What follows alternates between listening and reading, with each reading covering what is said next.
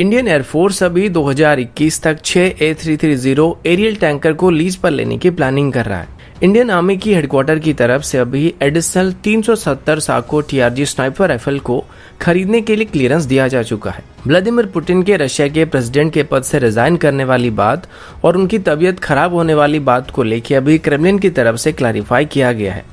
पाकिस्तान की foreign office की statement के मुताबिक इंडियन आर्मी अभी अखंड भारत को बनाने की कोशिश कर रही है। और क्या भारत के पीएम नरेंद्र मोदी और चाइना के प्रेसिडेंट शी जिनपिंग के बीच होने वाली मीटिंग के साथ साथ ही भारत और चाइना के बीच चल रही तनाव को हमेशा के लिए खत्म किया जा सकता है? ऐसे ही कुछ और खबरों के बारे में हम आज की वीडियो में बात करने वाले हैं। नमस्कार दोस्तों, मेरा नाम है अंशुमन नाइक और आप सभी का बहुत बहुत स्वागत है इंडियन डिफेंस न्यूज की डिफेंस टॉक सीरीज में, जहां पर हम रोज नए नए डिफेंस अपडेट्स के बारे में बात करते हैं। तो चलिए देर न करते हुए आज की वीडियो शुरू करते हैं।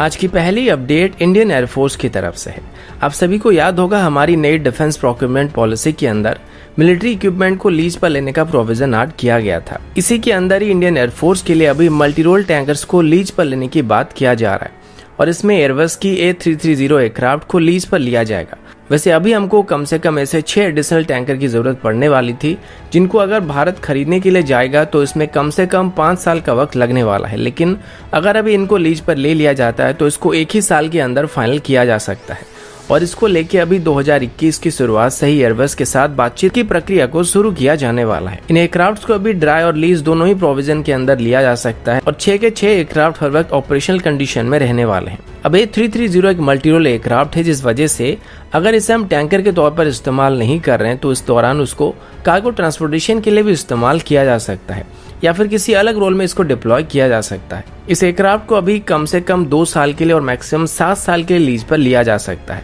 और उसके बाद इंडियन एयरफोर्स चाहे तो इन एयरक्राफ्ट को परमानेंटली खरीद सकता है और इनिशियली इसको रजिस्टर किए गए कंपनी के क्रू मेंबर्स के द्वारा ही ऑपरेट किया जाएगा और इसके मेंटेनेंस और सर्विस वगैरह सिविल एविएशन अथॉरिटी के द्वारा किया जाएगा। अब इस दौरान एयरबस की तरफ से इंडियन एयरफोर्स के साथ ट्रेनिंग प्रोग्राम को भी लॉन्च किया जाएगा, जिसमें इंडियन एयरफोर्स के क्रू मेंबर्स को A330 एयरक्राफ्ट के साथ फैमिलियर कराया जाएगा और साथ ही इसको कैसे ऑपरेट करना है और इसमें एयर टू रिफिल किस तरीके से किया जा सकता है, इसके बारे में ट्रेनिंग दिया जाएगा। अगला अपडेट इंडियन आर्मी की स्नाइपर राइफल को लेके है। जैसे कि कल मैंने आप सभी को बताया था कि इंडियन आर्मी की स्नाइपर की तरफ से अब एक पाकिस्तानी स्नाइपर को मार गिराया गया था और इसी दौरान इंडियन आर्मी की तरफ से साको TRG-42 स्नाइपर राइफल का इस्तेमाल किया गया था। पिछले साल इनको लिमिटेड नंबर में खरीदा गया था और इनको अभी हमारी स्पेशल फोर्सेस की तरफ से इस्तेमाल किया जा रहा है। लेकिन अभी इसको पिछले 1 साल से इस्तेमाल करने के बाद पैरा एसएफ की तरफ से बहुत ही पॉजिटिव रिस्पॉन्स दिया गया था। इसी वजह से एडिशनल साको TRG-42 स्नाइपर राइफल को खरीदने के लिए बातचीत शुरू किया गया है और कल इस बात को लेकर डिफेंस मिनिस्ट्री और इंडियन आर्मी के बीच इसको लेकर मीटिंग को बुलाई गई थी, जिसमें 370 के आसपास नए साको TRG स्नाइपर को खरीदने के लिए क्लियरेंस दिया गया था। और जहां तक मुझे बताया गया कि सभी पेपर वर्क यहाँ पे कंप्लीट हो चुका है और ये साको TRG स्नाइपर राइफल सीरीज का मॉडल 42 स्नाइपर राइफल होने वाला है। इसमें 308 लैपटॉप मैग्नम का इस्तेमाल किया जाता है और ये 1500 मीटर तक अचूक निशाना लगा सकते हैं। अभी जिन 370 के आसपास स्नाइपर राइफल खरीदे जाएंगे, इनको स्पेशल फोर्सेस नहीं बल्कि हमारी रेगुलर इन्फेंट्री यूनिट के द्वारा इस्तेमाल किया जाएगा और जल्द ही पाकिस्तान की तरफ से कंप्लेन किया जाएगा कि इंडियन आर्मी की तरफ से अभी एम बॉट का इस्तेमाल किया जा रहा है या फिर मैजिक बुलेट का इस्तेमाल किया जा रहा है। अगला अपडेट रशिया की तरफ से है। कल मैंने आप सभी को बताया था कि रशिया के प्रेसिडेंट अभी अपने पद से रिजाइन करने वाले हैं, क्योंकि इसके पीछे उनके कुछ हेल्थ इशू थे और वो अभी एक तरीके से नर्वस सिस्टम से गुजर रहे हैं, जिस वजह से वो अभी अपने पद से रिजाइन करने वाले हैं। लेकिन अभी इस बात को लेकर रशिया की तरफ से एक रिपोर्ट पब्लिश किया गया है और रशिया का कहना है कि ये जो भी खबर अभी मीडिया में सामने आई थी ये सब फेक न्यूज था। सबसे पहले इस तरीके के आर्टिकल को ब्रिटिश न्यूज़पेपर में पब्लिश किया गया था, जिसके बाद ये खबर बिजली की तरह सोशल मीडिया में और ट्विटर में फैलने लगा था और उस आर्टिकल के मुताबिक किसी समिट के दौरान ये नोटिस किया गया था कि व्लादिमीर पुतिन अपने पैर को काफी फ्रिक्वेंटली इधर उधर कर रहे थे, जो कि एक तरीके से पार्किंसन डिजीज का संकेत था और ऐसा उस आर्टिकल में बताया गया था। जबकि अभी रशिया के ऑफिशियल स्पोक पर्सन के मुताबिक ऐसी कोई बात नहीं है और पुतिन बिल्कुल सही सलामत है और उनको कोई भी बीमारी नहीं है। साथ ही उस आर्टिकल में एक और बात बताया गया था कि उनकी गर्लफ्रेंड और बेटियां यहाँ पर नहीं चाहते हैं कि पुतिन अभी और ज्यादा समय तक प्रेसिडेंट के तौर पर काम करे, लेकिन इस बात को भी क्रेमलिन की तरफ से खारिज कर दिया गया है। अगला अपडेट पाकिस्तान की तरफ से है और पाकिस्तान की फॉरेन ऑफिस की स्टेटमेंट को सुनने के बाद मैं कंफर्म हो चुका हूं कि इनके नेता पगलाए हुए हैं। मतलब इन लोगों का मानसिक संतुलन एकदम से हिल चुका है। अब रिसेंटली हमारे chief of defence staff general Bipin Rawat ji ने स्टेटमेंट दिया था कि पाकिस्तान और चाइना अभी भारत के लिए सबसे बड़ा खतरा है और ये खतरा हमेशा के लिए बना रहने वाला है और इसके लिए हमें हमेशा ही तैयार रहना पड़ेगा। अब इस बात को लेके पाकिस्तान की फॉरेन ऑफिस की तरफ से एक स्टेटमेंट को इशू किया गया जिसमें यह बताया गया है कि इंडियन आर्मी में अभी रेडिकलाइजेशन बढ़ने लगा है जो कि आगे चल के साउथ एशिया की स्टेबिलिटी के ऊपर काफी असर डालने वाला है। अब साथ ही पाकिस्तान ने इंडियन आर्मी के ऊपर ये इल्जाम लगाया है कि ये भी अभी बीजेपी, आरएसएस या फिर हिंदुत्व आइडियोलॉजी को फॉलो करके चलने लगी है जिसमें अखंड भारत आइडियोलॉजी को फॉलो किया जा रहा है और इसमें आगे चल के भारत अपनी बॉर्डर को एक्सपैंड करने की कोशिश कर सकता है। और ये बहुत ही दुख की बात है कि इंडियन आर्मी जो कि दुनिया का इतना बड़ा इंस्टीट्यूशन होने के बाद भी इसी आइडियोलॉजी को फॉलो करने लगा है और कश्मीर के लोगों के ऊपर अभी भारत की तरफ से काफी अत्याचार किया जा रहा है। अगर आप अभी पाकिस्तान की फॉरेन ऑफिस की स्टेटमेंट को चीफ ऑफ डिफेंस स्टाफ के स्टेटमेंट के साथ लिंक करने की कोशिश कर रहे हैं या फिर ये ढूंढने की कोशिश कर रहे हैं कि चीफ ऑफ डिफेंस स्टाफ के स्टेटमेंट को किस लॉजिक को आधार करके पाकिस्तान की तरफ से यहाँ पे हिंदुत्व आइडियोलॉजी के साथ जोड़ दिया गया है, तो भाई मैंने पहले भी बता रखा है कि शरीफ लड़कों को गर्लफ्रेंड और पाकिस्तानी नेताओं के स्टेटमेंट में लॉजिक मिलना बहुत ही मुश्किल है। अगला अपडेट मैलवेयर एक्सरसाइज को लेके है। जैसे कि आप सब जानते हैं कि 17 से 20 नवंबर तक मैलवेयर एक्सरसाइज की दूसरी पार्ट को अरेबियन सी में कंडक्ट किया जाएगा। इसमें इंडियन नेवी की तरफ से आईएनएस विक्रमादित्य, यूएस नेवी की यूएसएस निमित्ज और ऑस्ट्रेलिया और जापान की तरफ से 2 डिस्ट्रॉयर पार्टिसिपेट करने वाले हैं। इस एक्सरसाइज को गोवा के तट पर कंडक्ट किया जाएगा जिसमें एक फुल फ्लेज्ड की नेवल वॉरगेम एक्सरसाइज कंडक्ट किए जाएंगे और इस बार की जो एक्सरसाइज होने वाली है बहुत ही ज्यादा इंटेंसिव होने वाला है क्योंकि इसमें सभी क्वाड कंट्री यानी कि भारत, यूएस, ऑस्ट्रेलिया और जापान पार्टिसिपेट कर रहे हैं।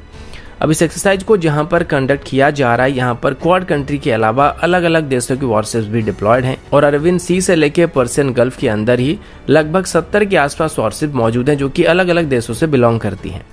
और इसमें चाइना की वॉरशिप भी मौजूद हैं। वहीं पर इसी दौरान जो एक्सरसाइज किया जाएगा उसमें स्पेशली इसको चाइना को काउंटर करने के लिए एम करके किया जा रहा है और ये बात अच्छी तरीके से चाइना को भी पता है कि इंडियन ओशन रीजन में और इंडो पैसिफिक रीजन में क्वाड क्यों एक्टिव हो रहा है और इसी वजह से अभी मैलवेयर एक्सरसाइज को 2 अलग अलग पार्ट में डिवाइड किया गया था जिसमें से एक को बे ऑफ बंगाल में और दूसरे को अरेबियन सी में कंडक्ट किया जा रहा है। अब ऐसे में अगर आप भारत की चाइना स्पेसिफिक स्ट्रेटेजी पर गौर करेंगे तो किसी भी नेवल कॉन्फ्लिक्ट के दौरान भारत की तरफ से सबसे पहले चाइना की सप्लाई लाइन को चोक करने की कोशिश की जाएगी जिसमें वो या तो मलाक्का स्ट्रेट को चोक करेगी या फिर उसके साथ गल्फ को भी चोक करेगा और इन्हीं 2 मेन पॉइंट को चोक करने के बाद चाइना की सप्लाई लाइन ऑलमोस्ट खत्म पड़ जाएगी और अभी क्वाड की तरफ से भी उन्हीं 2 रीजन में एक्सरसाइज को कंडक्ट किया जा रहा है। अब अगले साल तक भारत अपने नेवी में आईएनएस अरिगट और आईएनएस विक्रांत को भी शामिल करने वाला है जिसके बाद भारत की ईस्ट और वेस्ट दोनों साइड में 2-2 एयरक्राफ्ट कैरियर और 2-2 न्यूक्लियर सबमरीन डिप्लॉयड रहने वाले हैं।